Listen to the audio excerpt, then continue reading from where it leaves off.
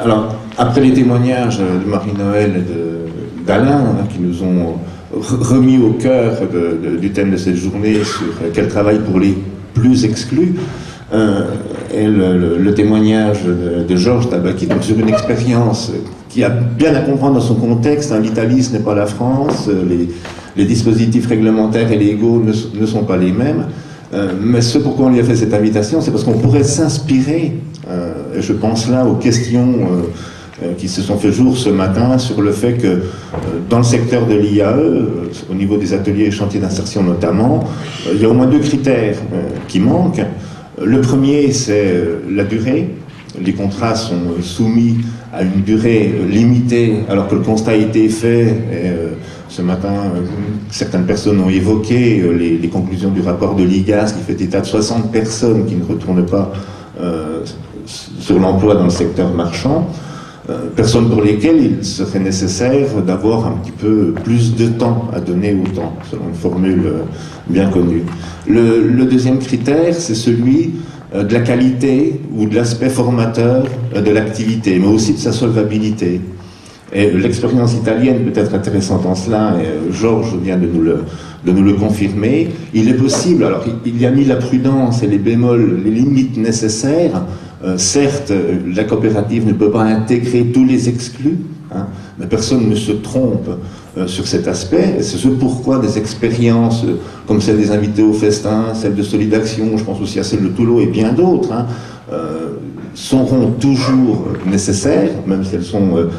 inconfortables et qu'elles nécessitent de la part de ces promoteurs une énergie et une professionnalisation, quoi qu'on dise, Marie-Noël, mais il faut savoir où on va et comment on va y aller, je pense, même si effectivement sur les vertus de l'empathie, de l'honnêteté, de la confiance et de la loyauté, ce ne sont pas des vertus professionnelles, hein, c'est tout simplement être humain, au milieu d'humains, vivre avec, en tout cas de partager. C'est cette dimension-là aussi qu'il faut peut-être faire vivre, y compris même sur les ateliers et chantiers d'insertion, qui pourtant ne sont pas des lieux, alors certainement pas des lieux de vie au sens où ils ont été évoqués, ni même des lieux absolument sociaux. Ce sont avant tout des unités où les gens viennent, sous statut salarié, travailler. Pour autant, il y a une communauté de travail. Il y a des échanges, il y a des humains qui sont là aussi, qui travaillent, qui ont le même statut, qui partagent une activité, mais qui partagent aussi bien d'autres choses. Et sous cet aspect, il est, on va dire, de la responsabilité de l'association gestionnaire, ou en tout cas, elle peut s'appuyer sur son projet social, de faire vivre, de revivifier cette dimension-là, plutôt que d'être créative, timorée, par rapport à ce que serait, je crois que c'est un petit peu ce qui sous-tendait la question posée sur les évaluations. Non, on n'est pas forcément que des prestataires, on est aussi des acteurs locaux,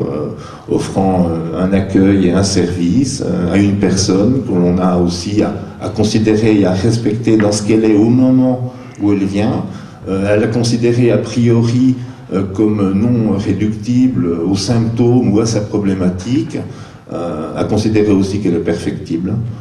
que son avenir n'est pas forcément là, mais que si le temps qu'elle est là, des voies de progrès ou d'aménagement sont possibles, eh bien que chacun puisse en profiter au mieux.